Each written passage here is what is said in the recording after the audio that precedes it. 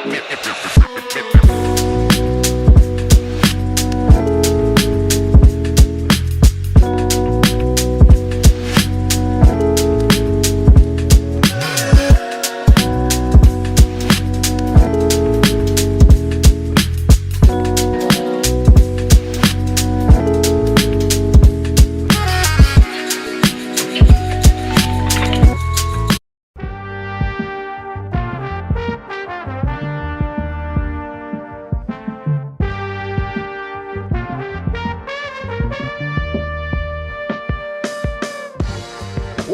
is up, everybody? Welcome to the All-NBA Show, part of the All-City Podcast Network. I'm your host, Adam Mares, and I'm joined by my esteemed colleague, Tim Legler. Legs, we are in day 5 of no basketball. Only 2 more to go. We're almost there. Yeah, it's been a weird time off here, man. It's like trying to figure out what you do with your time. Actually get a couple things done around the house, enjoy myself, kick back, and get ready for this finals to start. Normally, you just roll from one series into the next. So this has been a little bit different for everybody, but I think if there's a series that's going to deserve the build-up and the hype, it's going to be this one. I really do. If we had a 7-game series in the last round, it would have been wrapping up last night. But because both of them got done in 4 and 5, we've had this break. But it's been fun to preview this one. On today's show, I've got questions. This is going to be more strategic now. We want to get into some of the X's and O's and the decisions that Jason Kidd and Joe Mazzulla are going to have to think through as they enter the series. So I got 5 questions for the Celtics, 5 questions for the Mavericks, and Legs, you're going to answer for them in each of those. And then at the end, we're going to look at Legler's favorite finals. I tasked him with giving his 5 favorite finals of all time. I'll be honest, my list and your list would not have had much crossover. I think just one series on those. So we'll discuss those at the end. But first, we are presented as always by DraftKings Sportsbook. Stay tuned because you'll hear more about DraftKings and all it has to offer throughout the show. DraftKings, the crown is yours. One quick programming note. Tomorrow, we'll give whatever predictions we make. That'll be on tomorrow's show. We're still breaking down some of the details. And you know what? New news and information comes out like Porzingis' status and stuff like that. So we'll wait till tomorrow to give our final predictions. But let's get in first to some decisions that the teams have to make. And the first one, Legs, is I'm preparing for the series, going back and watching some clips and stuff of the games in the regular season. One thing Boston did is they put Jason Tatum on Derek Lively when they played in the regular season. In both games, they guarded him that way for good portions. That way, when you set the 1-5 ball screen, you just switch Tatum right on the ball, and it takes away, that advantage. But that, to me, feels like a regular season thing, a thing that a team doesn't prepare for. But it doesn't seem like something that's going to be effective in a postseason. But I'm curious what you think. Can the Celtics get away with that? Just put a wing or a guard on Lively and take away the pick and roll. Yeah, I mean, it's certainly an option for them because, first of all, it's not as if you're going to run those guys like into the post because you see a mismatch and let's go direct post up for Lively or Gafford. That's not their strength, right? Everything they do is sort of off the ball, finishing at the rim from Luka or offensive rebound. So you, I guess, could leave yourself a little bit susceptible if a quick shot was taken and you're on Lively, but Tatum certainly could do an adequate job boxing him out. He's averaging 10 rebounds a game in the playoffs. It'll be fine there. So I think you can actually probably get away with that. What that would mean if you have a traditional, 5 on the court, which is either going to be Al Horford or we assume Porzingis, one of those guys then is going to be more like in the dunker spot or along the baseline on the block. And that means you're guarding whoever that corner 3-point shooter is, whether that's PJ Washington or Derek Jones, most likely one of those two guys. So do you worry that much about those guys and a big not being able to maybe get out there in time or rotate to that as well as Jason Tatum could? I don't know. That's going to be a big part of this series, I think, Adam, is how much do the Boston Celtics, dare Jones and Washington and Josh Green and whoever else might be occupying those wing minutes, Dante Exum, whoever that may be. How much do you literally dare those guys and live with the results? Because I see a lot of teams kind of strategize that way and say, okay, we're going to force this team to make these kick out threes from these role players. And then they make 2 and then everybody overreacts and then it's off and they start closing out full speed and you're right back to your traditional defense. That's a part of the strategy I'm looking to see with Boston. Because, we know this is about Luka and Kyrie and how you defend them and how many guys does it take to defend them? How much action do you run their way? How much traffic? And what does that lead for everybody else? And how much are you willing to live with everybody else? That's a part of it. And I think this is the kind of thing that could lead you to being a little bit susceptible to that, is having a big have to chase out to the corner or chase out to the wing on the opposite side of the floor to contest threes. Well, the other thing that happens there is so you're talking about, and this was one of my questions, by the way, how much do you stick to the corners? The Mavs, I believe, let me see, I have it in my notes here. The Mavs take a lot of threes, especially from the quarters, and the Celtics don't allow a lot of threes from the corners. So this is a bit of a strength versus strength battle. And one of my questions is, do you stay home against Derek Jones and PJ Washington? And if these two things play hand in hand, because if you're putting a Tatum on Lively, then you are going to have your Porzingis and your other players on those wings. And do you just tell them, hey, stay there?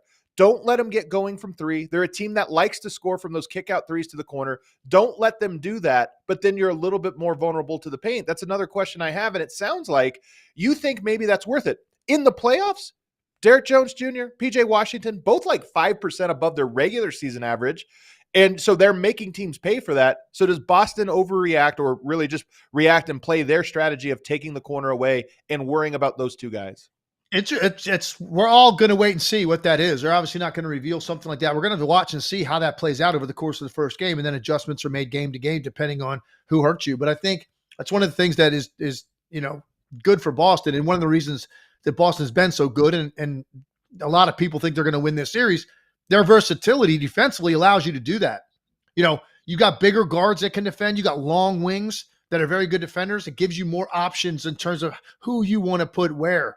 There could even be times, and Dallas has done this, where they've gone with smaller lineups before with none of those centers on the court, where you might see Boston match that, where they have now a fifth wing player on the floor. You put a Hauser out there, you put a Payton Pritchard out there, and you go smaller. They might do that too, because Dallas has done that in each of the last couple of rounds. That's part of the chess match. But Boston has the chess pieces to be able to do that. There's a lot of buttons that Joe Mazzulla can push with his defensive matchups because of the versatility of these guys. So I'm as curious as you are, Adam, to see what they ultimately do. But all of these things are at their disposal. There's not something we're going to look at Boston and say, they can't play this way because they're too exposed, because of their personnel.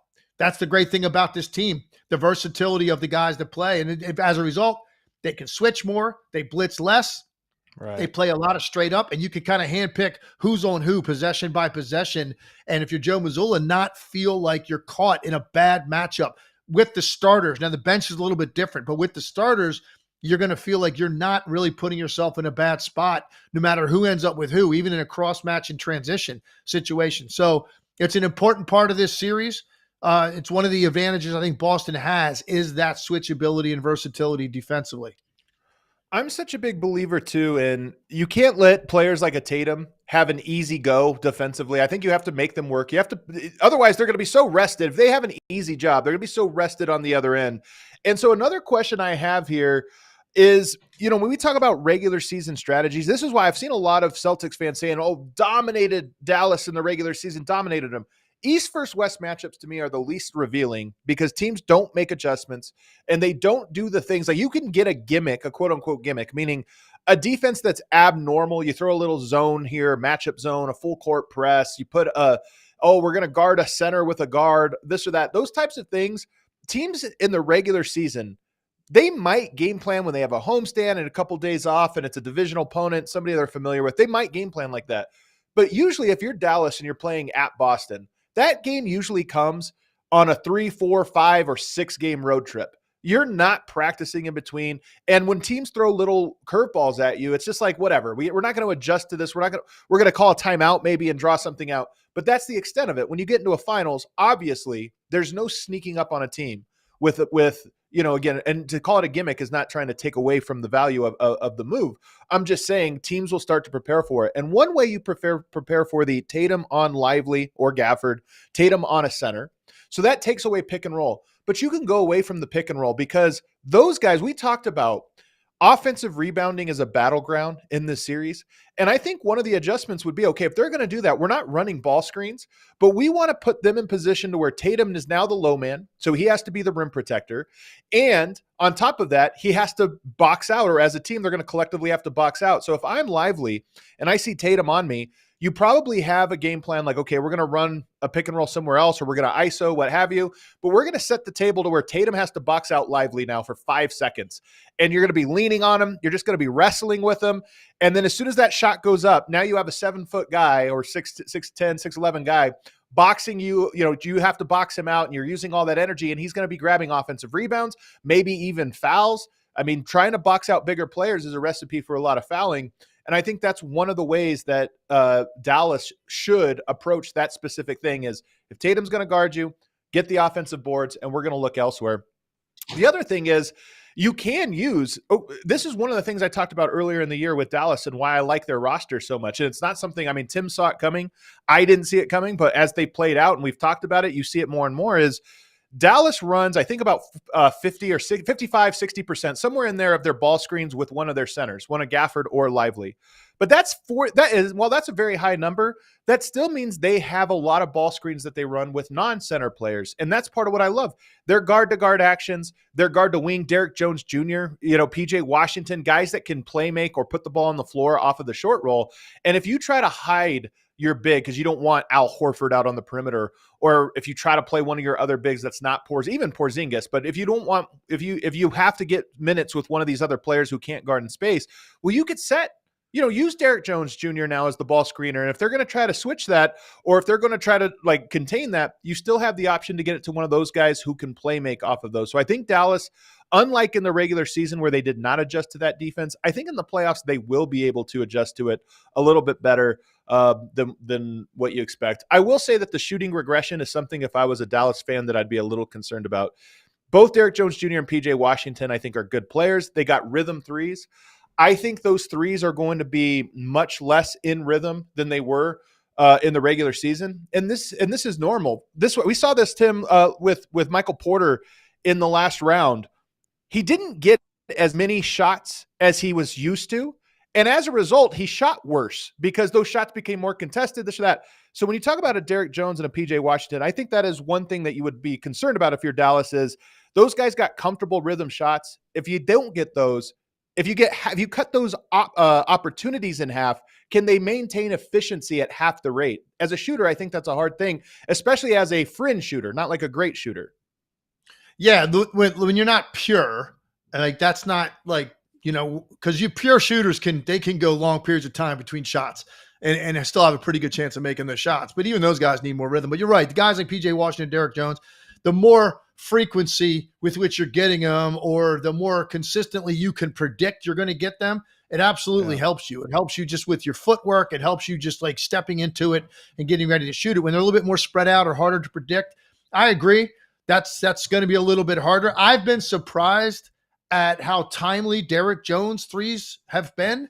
PJ Washington is, he didn't shoot as well in the last series, but he's been consistently pretty good here now for quite a while for Dallas. And when he lets it go, I expect it to go in. It comes off nice. It's got good rotation. He's got very good mechanics, particularly from the corners.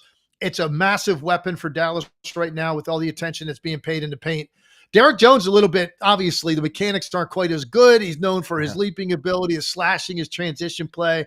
But he has been able to knock down, it feels like, a couple every game that have been really important, whatever reason, and the timing of them seems very, very important. So those two guys are going to have a lot of pressure on them in this series to make shots. There is no question about it. And I think it's going to be a talking point game to game, how much they're able to contribute because of the amount of pressure that is going to take off of Luka, Kyrie, and their ball screen action.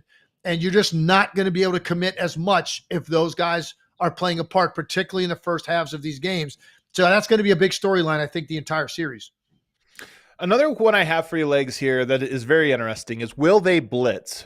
If you look at the playoffs, blitzing Luka has been by far the most successful thing that you can do. And by blitz, I mean you're putting two on ball and oftentimes dragging Luka away from the play. And he's good about doing this. He controls his dribble. He creates space.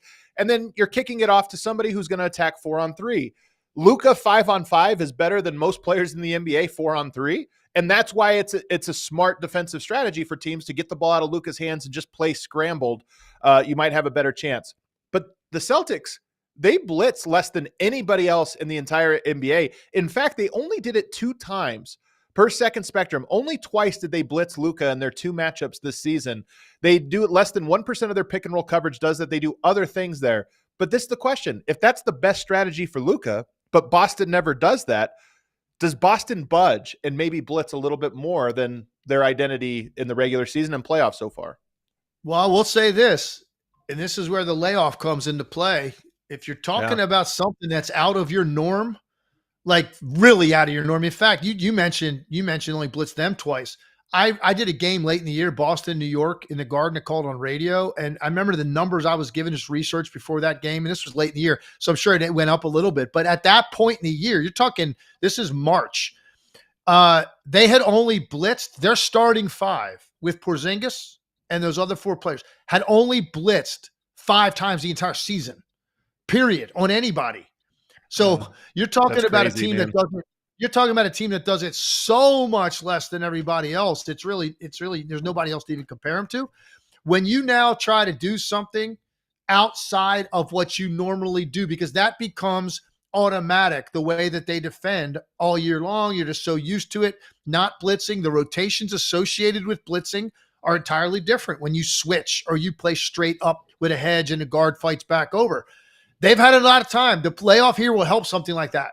You've got more time to talk about the different scenarios and walking through stuff in practice and going through some light scrimmaging where you're getting a better feel for what that looks like when Luka comes off, drags 2 guys with him, which he's so good at controlling the ball. And then his size, it's not like you're going to pin him on the sideline. He's not a smaller guard. He's going over the top with the ball. The question is, where's it going?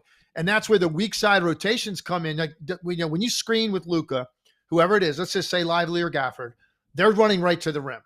So when he takes off the ball screen, he drags 2 guys with him, and now that center dives down the lane. Whoever's on the weak side of the floor, there's going to be 1 guy up top, there's going to be 1 guy on the baseline. One of those guys is picking up the dive guy. So now on the weak side, and you're probably going to have a guy in the strong side corner for Luka. That means there's 2 offensive players on the weak side, and there's going to be 1 defender to play either when the ball comes out. And Luka can throw the ball from let's say it's the left wing when he's being trapped. He can throw it to the right corner, or he can throw it to the right wing. He's got that kind of size and strength. And now that last defender over there, he's going to take the first pass. And so you have to work on this. And then the second pass is, whoever picked up the roll guy, now you're going out to the second pass. So my point being, these are all things that require sync. And they require repetition to kind of get and by the way, you might put different guys in different spots, Adam. So let's say it's not as if they're going to run that every single time with Kyrie on the opposite wing, and PJ in the opposite corner. Well, maybe the next time it's Derek Jones, which means there's a different defender over there that hasn't done that rotation because it's different on the strong side and the weak side. So in a perfect world, if you had 48 hours, like you said, that ended on on a Monday and you had 2 days off, and you're trying to prepare for that, and that's what you're thinking about, no way you're going to be able to do that effectively because you haven't practiced it enough. But a week off where you can talk about this every day, if that's what you choose to do, I do think it's absolutely going to be more than they have done to Luka in the past. And it's going to be more than they normally do to any team because it requires it. If you want to roll the dice and play Luka straight up that much with 1 guy on the ball, Luka Doncic is going to have a massive series.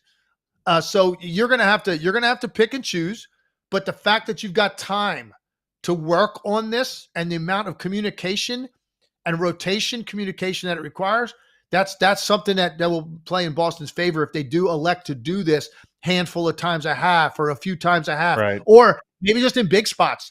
4th quarter out of a timeout. They haven't done it the whole night, and now we're going to do it. At least you've practiced it at this point because you've had so much time off. And they're a smart team. What you're talking about is the connectedness behind, right? It's not hard to blitz the ball, but it is hard to recover behind it. You have to, everybody has to be on a string. They're really good at that in other configurations because they're a smart team. They have smart players that think fast and execute quickly. So I think that they could execute that, as you said, with a little game planning. The question is, will they want to? Because it's not hasn't been part of their identity.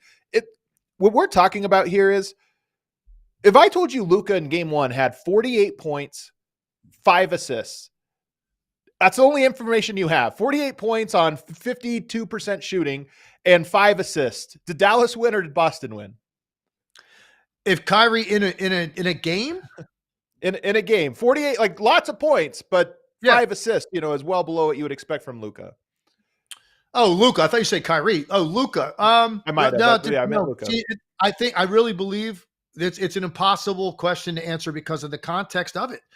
Like, look, go back to some of the historically great playoff performances that we have seen in given moments, right? If it requires 40 plus because that's what's in front of you and that's the best opportunity and you're getting single coverage and that's what you do, it could be, regardless of the 5 assists, that 48 points might be every single thing that it took to win that game. And the fact that you weren't able to stop him when you needed to stop him, and he continues to score on you and draw fouls and go to the line, because assuming all that would be in a 48-point game, making step-back threes when he has to have it, that might be what it requires. So I don't think that's just based on numbers that you can answer that. I mean, there might be other games where you could ask me the same question and say, what if I told you Luka was going to get 22 points but had 15 assists? Right. I don't know. I don't know that. I don't like that's going to lead to a lot, right? A lot of role players got involved in that situation, right? Guys are getting rewarded, but maybe Luka needed 30, 35 in that game. Right. In order for them to win, because guys miss shots at important times. So I don't know that raw numbers will tell me. It's the same thing with Jokic. That's the question you get with Jokic all the time. Well, what should you do? Make him score 50 to beat you, or take away his passing? And I just don't know that there's a correct answer on a night-to-night basis. That's what makes these guys so great.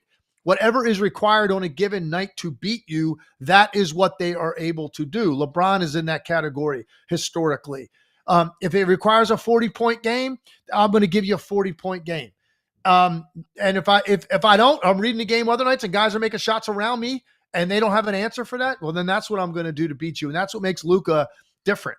And that's why there is no, I don't think, correct answer game to game. That's a quarter-by-quarter scenario for the Boston Celtics, depending on the flow of the game's going. One thing that the Celtics do really well, though, because what we're talking about here essentially is how much do you throw at Luka in the pick and roll? And that's really this question. Are you blitzing? Are you trying to contain? Are you staying home on shooters? All those different things. One thing they do that very few teams do, and they probably do it better than anyone, and I don't even know if it's a Drew Holiday. He does the veer switch and pick and roll when he's an opportunistic at looking at this. So you have 2 guys guarding pick and roll, and you're trying not to help. 3 guys staying home. Well, Drew, when he's 1 pass away, will switch on to ball so that one person will switch on to the 1 pass away. And he's really good at reading it. He's really strong. He gets a lot of steals off of that because you don't expect that guy to fully rotate at the last second. But Luka's really good at making the perfectly timed pass. Like, as fast as Drew is at sneaking up on you on that veer switch, Luka's really good at, oh, you took 1 step my direction, there it is, and there's no time for everyone to recover. So that's one thing I'm also interested in, is how much they get away with that veer switching. Because you're going to be Drew would be switching off of Kyrie. You give Kyrie a half a second of shooting window, man, then he's taking it. Luka's finding him and he's taking it. The last one I have for you here, who cannot play in this series? Is there a player for the Celtics that they've been playing in the playoffs that you think not this time around? Well, I think, Luke Cornett hasn't gotten a lot of minutes. Look, they're down to like 7 players, and now they're going to have 8 if Porzingis coming back. So basically, off the bench, you're talking about Peyton Pritchard, Hauser, and then I'm assuming Horford. Right. If Porzingis that's is enough, back, right? Though. That's enough. That's all you're going to be playing. But to your point, Peyton Pritchard, he's played to this point in the playoffs. He's playing 21 minutes a game. 21 minutes a game. On Luka or Kyrie. 21 minutes a game on Luka or Kyrie.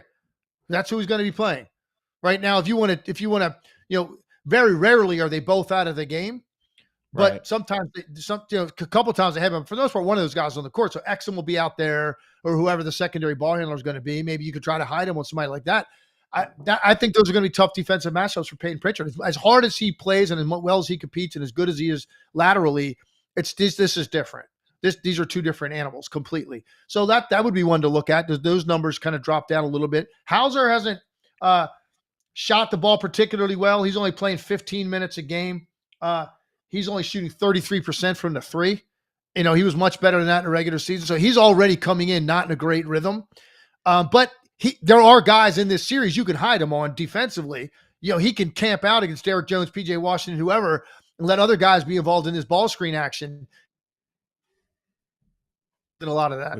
So might be able to find his rhythm in a series like this early on and maybe play him more. Other than that, I don't really think so. I think, look, Horford's going to be targeted in ball screen when he's on the floor.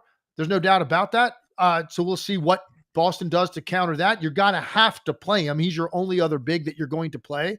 So he's going to have to play minutes, but that might be another one. Like on a given night, we'll have to see what happens with his minutes. But for the most part, they have 8 guys. That's who's going to play in this series. That's who's going to determine it. So some of those bench guys, their minutes might not be as great on a given night. You might see Tatum, Brown, Drew Holiday's minutes get up there into the low to mid 40s. That wouldn't shock me. This one is in the I'm just asking questions category. I don't actually think this. Celtics fans don't come after me, but I have to ask it. Porzingis was injured. He hasn't played for a while. Is there any chance that he's actually a weight, not a help? That you get out there, it's already a tough matchup. Anytime you get a big guy, I know he's mobile and long and all this stuff. It's already a hard matchup, but is there any chance that he actually is hurting the team for matchup reasons and health reasons? I don't really see that scenario because, look, I think defensively he could be very important because of his length against with what you have to do as the last line of defense. And Rudy Gobert saw a taste of this. It's very difficult to make that decision of when you need to commit to Luka because he's taking his time coming down a lane. He's looking right at you. He's got somebody on his hip or on his back, and he's just coming at you, and he's waiting. When do you commit? And now I throw it over the top. 6'10 guy, 6'11 guy, that's an easy read for Luka Doncic. On a 7'3 guy, it's a little bit different with Porzingis back there of when Luka can make that pass. So I think defensively, he's going to be important no matter what. Offensively, look, yeah, maybe he's out of rhythm. Maybe he's not making shots. What's the alternative, though? It's not like as if Al Horford, is a guy that's going to light you up. So I think it's worth the risk, even if he's not shooting well, to continue to play him because eventually he could get hot. And his spacing is different than Horford's. And it's a much tougher rotation because the shots are deeper and he's taller. Yeah. So you have to get there earlier against Porzingis when you rotate to him. And if he gets hot, he can string together like 3 in a row at an important time of the game. He's done it all year for them. So I don't know that it's that big of a risk. It's not like you're taking a guy that's been super hot and like, let's say Horford. Right. And now you're going to put him down to play this guy that you haven't seen in a long time. And let's let him shake the rust off here for a few games. And it's really costing you. I just don't think the benefit that you would get from the Horford minutes is that significant no matter how Porzingis plays. And eventually he might find his rhythm. So I guess the answer to that is no. I don't think that is something we're going to be talking about like, man, oh man, what are they going to do? Porzingis out of rhythm. And now what do you do? I don't think we're going to, because there's other ways that he's going to help Horford can't. It's really more health because I've just seen too many times like a player comes back. We saw this with OG Anunoby a little bit, right? Like, all right, he's back. It's not fully healthy, but he's back and he'll give us something. It's like, actually, no, he's not back. He's clearly below the threshold. And look, we just haven't seen Porzingis. I saw a clip of him the other day getting some shots up where I watched him and I go, I mean, it's just getting shots up, but he doesn't look like 100%. Yeah. That's really the only question. But it's barely been addressed, Adam, for a long time. It's barely been addressed on like what this guy's status is. So that is hanging over this series. We're 2 days away from it, and nobody really knows what you're going to get out of Kristaps Porzingis. It's huge. Yeah, it's a big deal. And we even saw this with Halliburton. Remember when he came back first time from the injury? And it was like 4 or 5 games where he just didn't look great. And you kept thinking, well, he's just getting back. It'll come back. And then he had to miss more time. And I'm just saying, when you're in the finals, you can't take a game to see if a guy's back. You have to know right away or it's going to cost you. And that was my only point in bringing up the question. I agree. If he's healthy, he's going to be a major impact. Incredible. But we just don't know. We haven't seen him for a month and a half. All right, let's take a break. On the other side, we're going to do the same thing, but for the Mavs. Let's ask some questions about the Mavs, including dominating the clutch And what happens if you target Luka and Kyrie, as Boston is known to do? We're going to get both of those on the other side. Throw us a like if you're watching live. We'll be back in just a moment. First, I want to tell you guys about DraftKings Sportsbook. We're about 2 weeks away from crowning the 2024 NBA champion. And before the series starts, you want to get in on the action and place your bet, your futures bet for who you think is going to be finals MVP, who you think is going to win, and so much more. You can even just bet on game one. All the lines are up there right now. And the action is heating up on the court. It's even hotter on DraftKings Sportsbook, an official sports betting partner of the NBA. If you're new to DraftKings, listen up, because new customers can get a no-sweat bet up to $1,500. Just deposit at least $5 and you'll get a bonus bet back equal to your first bet if it doesn't hit. Tomorrow, as I promised, we're going to be giving our predictions for this one. Who we think wins. Is it a long series? Who do we think gets finals MVP? All of that stuff. We'll talk about that, and we'll be using DraftKings. So you want to download that now. Download the DraftKings Sportsbook app. Use code ALLNBA. That's code ALLNBA for new customers to get a no-sweat bet up to $1,500 if your first bet doesn't hit. Only on DraftKings. The crown is yours. Gambling problem? Call 1-800-GAMBLER. Or in West Virginia, visit 1-800-GAMBLER.net. In New York, call 877-8-HOPE-NY or text HOPE-NY 467-369. In Connecticut, help is available for problem gambling. Call 888-789-7777 or visit ccpg.org. Please play responsibly. On behalf of Boot Hill Casino and Resort in Kansas, 21 and over. Age varies by jurisdiction. Void in Ontario. One no-sweat bet per new customer. Issued as one bonus bet based on amount of initial losing bet. Bonus bets expire 168 hours after issuance. See dkng.co/bball for eligibility, wagering, and deposit restrictions, terms, and responsible gaming resources. All right, back here on the All NBA show. Reminder that we are live again tomorrow. Off on Thursday, but back on Friday, breaking down game one. So tomorrow, we're going to talk about some of the narratives and give our predictions for the season. We also have a fun thing at the end of the show you're not going to want to miss both today and tomorrow. But let's get into some Mavs questions, Legs. The first one, and this is an interesting one. Can they win a three-point shootout? So the Celtics ranked first in threes taken and threes made. The Mavs ranked second in attempted, third in made. But this is, as I mentioned, the Celtics don't allow a lot of corner threes. The Mavs like a lot of corner threes. So if this becomes a battle of who makes the most threes, can the Mavs win that battle? No, I don't think they're winning that battle overall. They could potentially do it, in a particular game. Dallas is capable of having one of those nights. They make 15, 16 threes. And a night when Boston doesn't shoot it particularly well. You're looking at the postseason and how different it is. So Boston's down a couple makes a game from what they averaged in a regular season. They're still leading everybody in the playoffs, almost 15 a game. Dallas is just under 13. So they're third in makes per game in the playoffs. So they're in that ballpark. But if you're talking about the totality of a 6-7 game series, no, I don't think that's going to happen. Dallas isn't going to make more threes than Boston. And in fact, I don't even know if that would be a good thing for Dallas, because a lot of what they need is the Luka paint points and the lob points and the pocket pass points, Gafford, Lively, Luka, Kyrie finishing at the rim. Like, they need that. So if they have 3-point numbers that are really elevated, I think it means that Boston's playing in them a certain way. They're taking away some of the paint stuff, and I don't think that's a good thing for Dallas. They need a lot of blend and balance in their game. Boston is the team that on given nights can take a ton of threes and still beat you anyway. I don't know that that's a great formula for Dallas. If those 3-point attempts get up there and they're in a similar ballpark with Boston in some of these games, I think that's bad overall for Dallas because of the way that Luka has to manipulate the game in the paint and the way guys are rewarded by doing that. I think if you just look at the 3-point shooters and you think which of these guys would surprise you the least if they shot well below their averages, probably 4 of the top 5 guys would come from Dallas's side. Meaning, if I told you PJ Washington shot really cold in the playoffs, you'd be like, yeah, that happens. He's capable of that. If I told you Jason Tatum shot really cold, you'd be like, wow, I'm kind of surprised. I wouldn't pick him to be ice cold from 3. And that's just, you go down the Celtics roster, they're all guys that you expect to make their open threes. So if they generate them, I think they're going to win. Will the Mavs, this is for the Mavs, will they dominate the clutch? Because I think if you're picking Dallas, you probably are picking them in large part because you think they are going to dominate the clutch. But Boston has been pretty good, in this postseason under those in those circumstances. Dallas has obviously always been good. Is that for sure going to be an advantage for Dallas? I guess my hesitation on that one would be the word dominate. I think that Boston's going to have their share of moments too, and they have had some in the postseason this year. Like this isn't a team that, it's just like, you don't trust at all in the clutch. They're obviously very good in those spots too. I think what it comes down to for me is Dallas has the best clutch player without question in Luka Doncic. I might say Kyrie Irving is second. So you might have the two best, certainly the best player. And then it's debatable. If you want to debate somebody from Boston with Kyrie, go ahead. That's fine. I'm okay with that. And I don't have a problem if somebody says Kyrie's the second best clutch player in this series. So having the two best guys means, for me, they don't necessarily dominate all the clutch possessions, because I think there's going to be a lot of those in this series. But I do think they win enough of those to win the series. I think that's what it's going to come down to for me. And ultimately, you're right.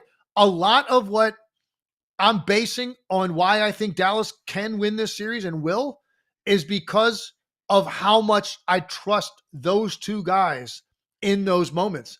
And I just don't think these teams are running away from each other, Adam. I don't. I mean, in a 7-game series, look, you've seen a lot of series where teams are evenly matched and there's at least one blowout or one non-competitive fourth quarter game, and maybe even two sometimes. And maybe that happens. I just have a feeling for the most part, these teams are going to stay within reach of each other, because it's hard with their defenses, and then with the offensive star power and firepower, it's hard to like go on these huge runs against these teams where they're not going to have an answer for that and stop the momentum and get stops to get back in a game, whatever it takes. So I think these games are going to be close. And because of that, I lean toward Dallas because of how much faith I have in Luka and Kyrie. The clutch of this series is going to be so fascinating. Maybe some of the most fascinating hoops I think we're going to see is going to come in the final 6-7 minutes of these games. It's setting the table so nicely. What about this one? Who will the Mavs target? Because part of the Mavs' success is most teams have one or two guys that you say, okay, that's the guy we want to go at. This is one of the strengths of the Boston Celtics, is they don't have that guy. They have better and worse defenders on ball, but they have nobody that you say, oh, we got him. Mismatch over here, now just attack. So is there a guy that you think is the weak link that you would expect Luka to constantly try to get switched on ball? Well, if it's ball screen stuff, he's going to be very comfortable against Horford and Porzingis, clearly. I mean, and the length doesn't bother him. You saw that against Rudy Gobert. I think Porzingis laterally is kind of similar. He's long like that. Luka's not going to be fazed by that. If he wants to get a switch and operate against those guys and get to even a deep shot over them, he's not fazed by it. So either of those guys, of course, and we talked already about that, how Boston can maybe put a different guy on the screener, so you switch with a forward onto Luka and you get a little bit of a better matchup. We'll see if that's part of this series. I think the bigger question is than that, because that to me is obvious with Luka. He's always going to want to operate against the big guy on a ball screen, right? And get a switch. He's going to love that. The bigger question for me is, Adam, of the 4 primary perimeter defenders on him, which of those 4 guys do you think Luka is going to get that matchup and want to go at those guys a little bit more? Do you think there's one of the 4, White, Holiday, Tatum, or Brown, that Luka's going to feel that way about? I don't know. I mean, this is part of the question. Is in my mind, Drew has such quick hands and he's strong that I don't think it's him, but Derek White's crafty. I would guess Derek White just for size purposes. You always get a shot off against him. He's not quite as right. He's not quite as stout, right? Drew Holiday, just with his base, he can get low and get into Luka's ribs and really hold his ground. But he's these guys are both, what are they both listed at? I think Drew's listed at 6'5", I think Derek White, is he listed at 6'5" or 6'6"? Yeah, but I think they're both a little short of that. Yeah, I agree. 6'5", so I always size 6'5" guys. Whenever they're listed at that, I always size them up. They're always shorter. And, so you had a guy in the Oklahoma City series, in Lou Dort, who's kind of in that class of guy. He bothered Luka, but Luka wasn't healthy. Luka was not healthy in that series. I think that's the difference between that Luka and this one. You get guys that are shorter than him, regardless of how strong they are. I think Luka Doncic is going to have some success because he gets very comfortable. He can get his shot off. It's not going to be really honestly contested. And that's just a comfort zone that's created in your head against those guys. Tatum and Brown are both a little bit longer. Jaylen Brown, to me, would be the perfect guy if you could just say, hey, guard Luka the entire night as much as you can, because you've got the size, the lateral movement, and you've got the strength, which I think you need all 3 against Luka. Obviously, you can't do that. You wear him out. You get him in foul trouble. It's not the case. So I think Derek White And actually, I think between Tatum and Brown, I think Luka's going to feel like he's got a physical advantage in terms of strength and just sheer mass against Jason Tatum to get him back on his heels a little bit. And also, again, putting pressure on those guys to not commit fouls. Luka's going to want to get those guys off the floor. If somebody gets a foul early in the game, he's going to want to get that second one. If they've got two, he's going to want to get that third early in the second quarter. Like Luka's very aware and cognizant of that. And I think Derek White and Tatum, just because of their physical frames, would be a little bit easier for Luka to operate against. All right. What about the other side of the ball? Because one thing that did not happen in the last round, Minnesota didn't do a great job of attacking Kyrie and Luka. I had a stat on, let me see if I could pull it up. Only 38 total ball screens in the previous round, again, according to Second Spectrum, where Luka or Kyrie's guy was the screener, meaning usually they're guarding pick and roll only 38 times. Boston might put those two in pick and roll action 38 times in game one. They're very good at that. So, if you're Dallas, do you just say you two are on an island? They like to ISO. You just got to hold your own. Or are you trying to get them off ball by blitzing and trapping and playing behind them? How would you try to save them? Or do you not try to save them when they get ISO'd and targeted? I think you have to try to save them as much as you can. And some of that even is strategically. I've seen Dallas be able to kind of blitz enough and then rotate out of there with Luka or Kyrie so that they don't end up back on if the ball comes back to that guy again for an isolation late in the clock. And so that's another strategy to use. Like you're on this guy initially, here comes a screen, you get a blitz to get the ball out of their hands, and then Luka or Kyrie are the one that rotate out of that to a weak side shooter where whatever, you can get a contest, but you're not going to get beaten off the dribble as much. So you can't just say, hey, we're just going to let Luka and Kyrie operate in these spaces with these switches one-on-one against Tatum and Brown in particular. That's going to be a problem, I think, for both of them, and it's going to get them in some tough rotations. And that is when Boston's three-point shooting can really be a killer because they're better when 2 feet hit the paint first. So if you get a situation to operate against those guys one-on-one, Tatum or Brown, they get by them, they get into the paint. Here comes the rotations. Dallas very good at flooding to the lane. And they did it very well against Minnesota. They were daring those guys to take shots, and it was effective. This is a different team. This team is going to potentially bury you from the three-point line if you have to commit too much help. Very fascinating part of this series, what Boston does to attack those two players and try to take advantage of them in a way that forces Dallas to over-rotate to lead to open three-point shots. What about for them? The last question for the Mavs is there anybody in that rotation that you think just can't play in the series, that they're probably out, that's been playing? Well, I'll be curious to see what role Kleber has in this series. He just came back at the end of the last one. He wasn't that effective with his shooting, but he gives them a totally different look than Lively and Gafford. Curious to see that. That might be something where they test that out early in the series and just see. If he's not making shots, I don't know that you can really play him. There's no reason to play him because you've got better defensive activity and athleticism with the other two guys. But if you want to give them a different look to defend, that's a good look to have Kleber out there, who's very capable of making 4 or 5 threes on a given night because of his ability to shoot the ball off the pick and pop. So he's a guy I'd look at. I'd look at a guy like Josh Green, going through this for the first time. He's been playing, pretty good minutes for them. Is that something that gets shortened a little bit? I'm looking for how also, Adam, what do they do with Luka and Kyrie just in terms of substitution patterns? Are they going to be similar to what we've seen to this point? Or how long are they going to be out of the game when they come out of the game? Yeah, you're on the threshold now, man, of being an NBA champion. So some of the things you've done in the first 3 rounds are not going to apply in this round. Every single moment is so critical now that you're on this stage and this race to 4 against 2 teams that I think are pretty evenly matched. I think one thing that I learned last year from covering the Nuggets through the NBA Finals, that if you're not like around a team for long periods of time, you don't notice this stuff. The finals is a different level of media. It feels big. I remember NFL players used to say this to the Super Bowl. Like you win an AFC title game and you feel like you're almost there. Then you get to the Super Bowl and it's 1,000 times bigger. There's so many people there. There's the money invested. The finals are a little bit like that. And I do wonder, like Celtics have been there before. This core, even Drew Holiday and some of the new pieces, they've been there. It is going to feel different, I think, for the Mavs. And that's just something to kind of pay attention to and see how they adjust to. All right, let's end today's show, though, Legs, with a little bit of fun. Step outside the series for a bit.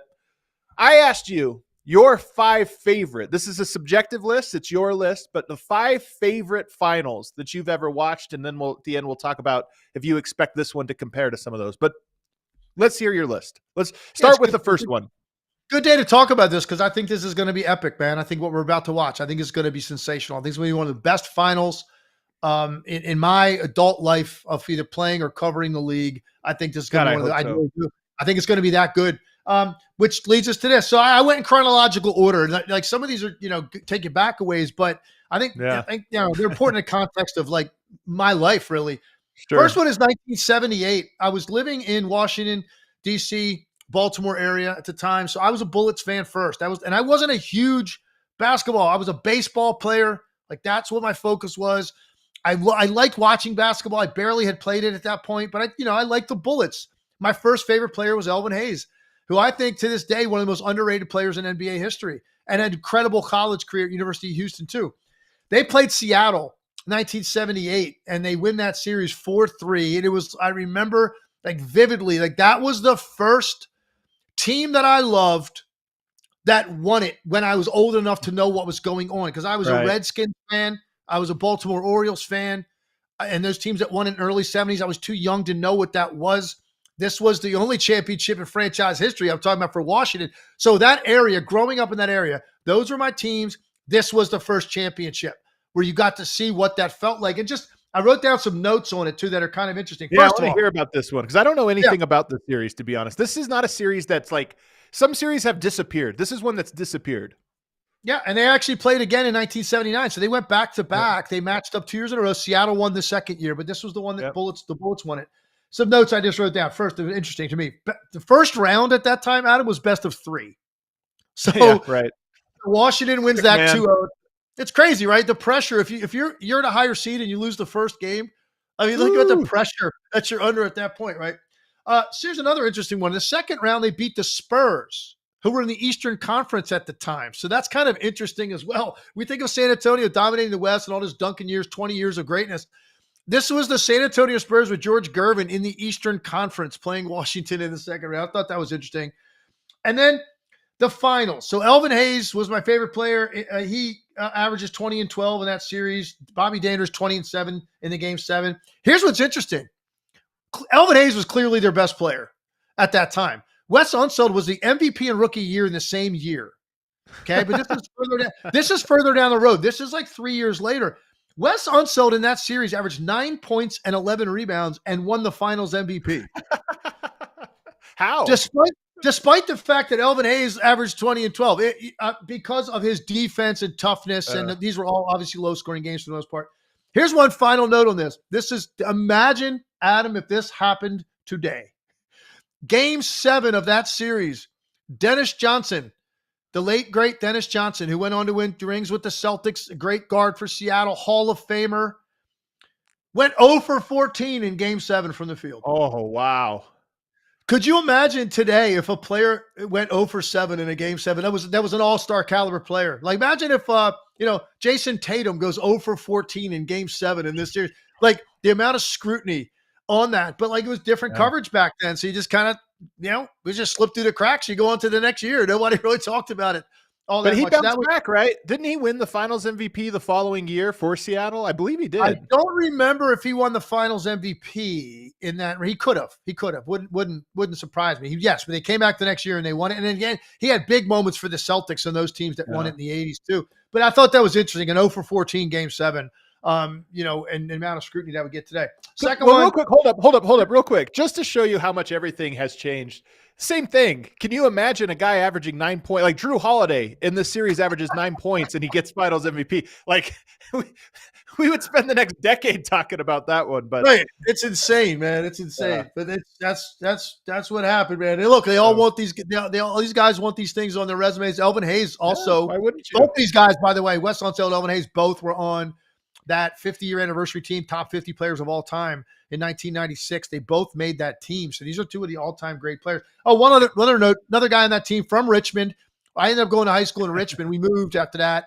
And Bobby Dandridge, man, a Richmond guy who I still would communicate with years and years and years later. There aren't a lot of guys that come out of Richmond to play high school basketball there that ended up in the NBA. So he and I had a bond over that. He had 20.7 rebounds in that game 7 and gave them as a small forward.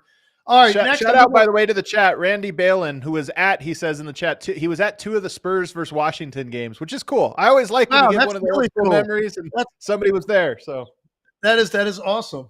All right, let's move on now. Now my life really takes a turn in the 80s.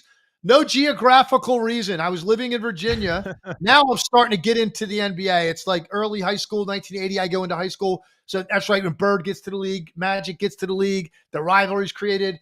I'm so into the NBA now and literally changed the course of my life watching those two teams, those two players. I was so into it, man. That's what it took off for me. So those are basically my high school years, 80 to 84. 1984 was the first time Bird was my favorite player. Celtics were my favorite team. That was the first time that they played in the finals because it was like, 80 was Lakers played the Sixers. Then 81, the Celtics beat the Rockets. 82, I think, was Celtics, Lakers again. 83, Sixers. So 83 Sixers win it against the Lakers. So 84, they finally are playing. Like people think they played every year in the finals. They only played 3 times in that decade. Lakers and Bird Magic. 87. Yeah, exactly. 84, 85, and 87. They're the only 3 times they played in that decade, but it seems like they played every year. Anyway, Boston wins that 4-3.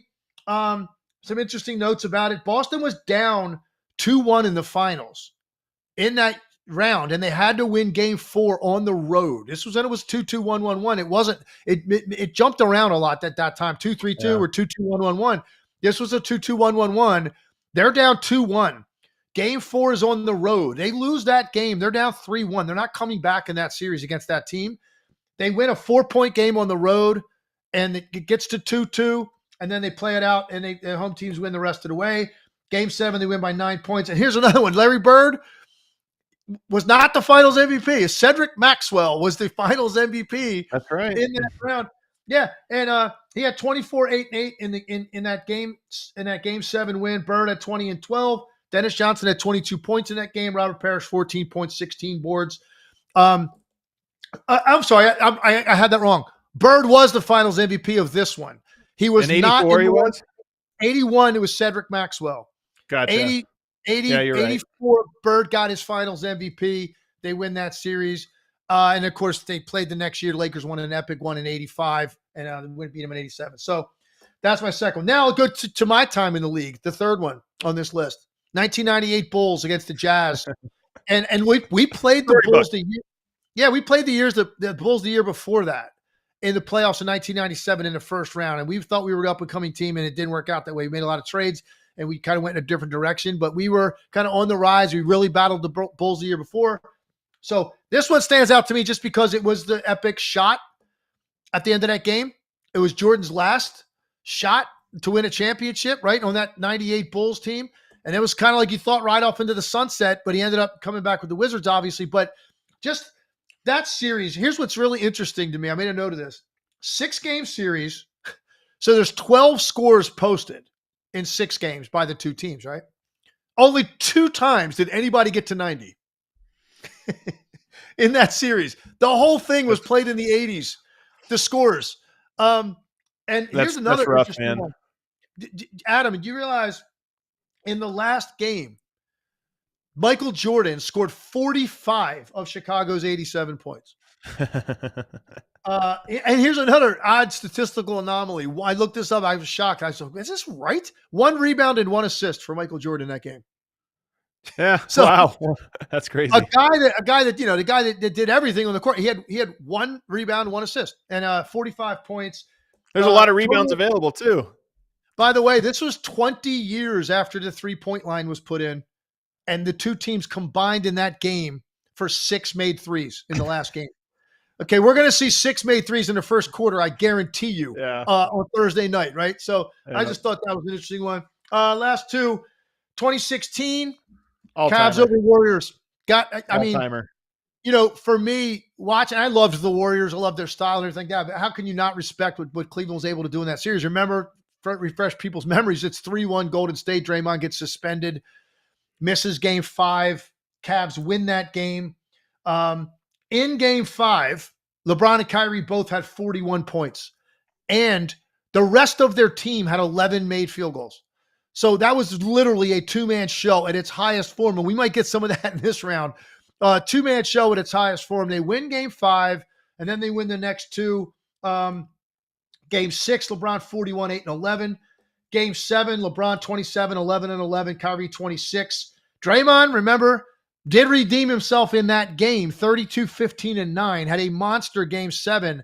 But that's obviously the game when LeBron has to track down Blocko Iguodala. Unbelievable. Maybe arguably, greatest defensive play of my lifetime in terms of impact and what that meant for somebody's legacy. Only win in franchise history. So you think about everything that goes different if he doesn't get there in time and Iguodala makes that shot. Okay, instead he does, and then it's still going to take more than that. It's going to take Kyrie making the biggest shot in the history of that franchise. And remember what was interesting about that play, Adam, real quick? Kyrie called over Steph, who was guarding off the ball. I think J.R. Smith maybe. He wanted to switch because Clay was on him. And he got the switch, got Steph over on the right wing. He danced on him. He knew he could shoot the ball over Steph Curry more easily. It's exactly the shot he was going for. He banged the 3. They win the title in Cleveland, the only one that LeBron got in Cleveland. And then 2022, I put down here. This one is the biggest surprise, man. Biggest surprise to me. Golden State over Boston. In the storied career that Steph Curry has had, I think I will go back to game 4 of that series, down 2-1 in Boston, 43 points on the road, 43 and 10 rebounds, 7 for 14 from the 3. I remember it like it was yesterday. It was one of the most amazing pressure performances I've ever seen. And I think, again, these are legacy definers, Adam, because he had won 1, before Durant. That was always going to be on his resume. Then he won 2 with Durant. To be able to revisit that after Kevin Durant, when it looked like maybe that run was going to be over for them, and to play the way he did in that moment, for me, that is, if not it's one of the very short list of signature performances in Steph Curry's career. To get that to 2-2 and then go on to win the next 2 and you win that thing in 6 games. Jason Tatum, by the way, refresher, and this is important leading into this series, 36% shooting in that series, 21, 7, and 7. And that is what we've been talking about with Jason Tatum ever since. Can he be different, play better, more efficiently if he's back on that stage again, and how important it is that he do that in terms of how he is viewed and validating himself and some of the things he's accomplished in his career. And here we are 2 days away from seeing if he's going to be able to do that. It's very exciting. It's a great way to set the table. 2 that I'll add to the list that for me personally, I just would definitely have on there. 2011, the Dirk Nowitzki run. I love late career. He's had almost a full career at that point. Will he or will he not win one? And then to play at the level he played throughout that whole run, but in particular in the finals, was just amazing. And then to me, 2013, the Miami San Antonio series, that to me was probably, I would have to really think about it. 2016 is right there, but 2013 might be the closest a finals has ever been. Literally came down to a buzzer beater from Ray Allen, on an offensive rebound. Both the Spurs in 2013 and in particular in 2014, but in 2013 and the Miami Heat, those 2 teams were just at such an insane level at what they were good at and what they executed at such a crazy level that whole series to me was just so fascinating. So those 2 I would add to the list personally, but your list was great, spanning 50 years. but my last comment on this is going to be, because it's just an interesting note that you and I have never talked about this. So that game, that series, the Heat Spurs, they go to Game 7. I do all the pregame for SportsCenter, right? I'm on the set in the arena, do all the pregame. Right at the end of my last hit, it was actually starting a few minutes before that. And this is before the game. I started having, without question, the most intense pain I've ever experienced, like in my chest and stomach area. I was getting very, it wasn't going away, and I was getting concerned. I got up, we finished, literally my last hit, we finish, and I start to climb down the set to go down toward the court, and it got me so bad, it literally buckled me over to the point, everyone thought maybe my appendix had burst. Wow. That's how much I was in. I ended up going in an ambulance to the hospital. And that is where I watched Game 7. A producer escorted me. I was sitting in a hospital room watching the game on his phone. And that is where I had to watch Game 7 of that series after covering it. I didn't have any post-game responsibilities, so I didn't miss any hits or anything. That was literally my last hit for the series, was the one I got through before I ultimately had to leave. I just thought that was kind of an interesting note that I didn't even see. That's why I didn't make your list. Yeah, right. But it would have been for the wrong reason. As it turns out, by the way, nothing was really wrong. It was like a giant gas bubble was in the center of my chest, and we just had to get some medication. It was fine. I was terrified. I didn't know what was wrong. Turns out, no big deal. But I ended up watching Game 7 of one of the most epic finals we've ever seen in a hospital bed on someone's phone. There you go, man. That was an all-timer, though. All right, Emma, we have a couple of super chats let's get to here. What do we got? Joshua Boras says, if the Mavs lose their title like the Cowboys, is it fair to blame the city of Dallas or the Dallas water supply? They're major underdogs in the series. Like, it's funny the way people talk about what if they lose. Hey, man, the Celtics are phenomenal. They won 64 games. That's the thing, man. And it's look, they're hot. They got Luka. They're a hot team. And so people now forget Boston Celtics won 64 games for a reason. Now they haven't been whole. Maybe they're going to be whole in this series, getting Porzingis back. It's a 64-win team that most of the year looked like they were on a tier by themselves. There wasn't anybody else in that conversation. They were that clearly the best team in the NBA. And so, but look, despite that, I think Dallas has closed a lot of the gap because of how far their defense has come and the way that their two top guys are playing right now heading into this series. That's why I think it's going to be an epic series.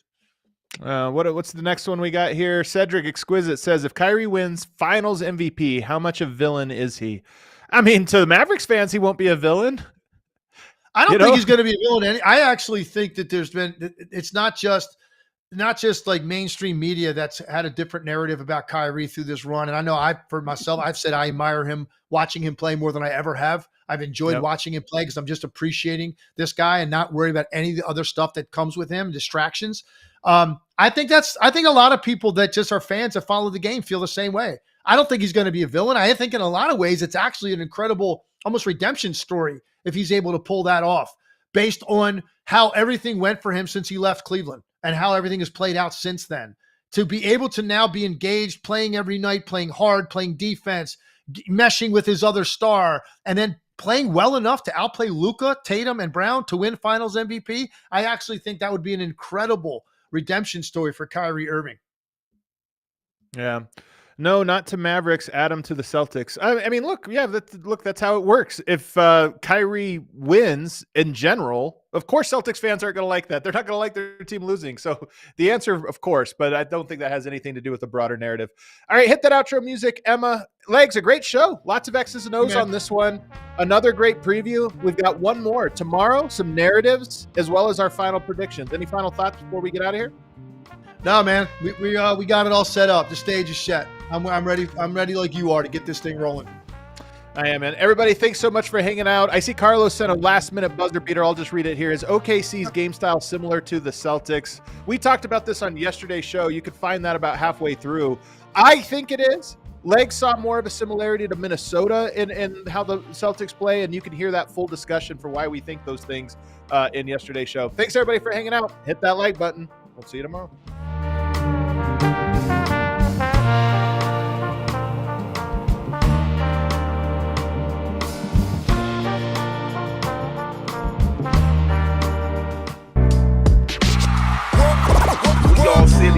man.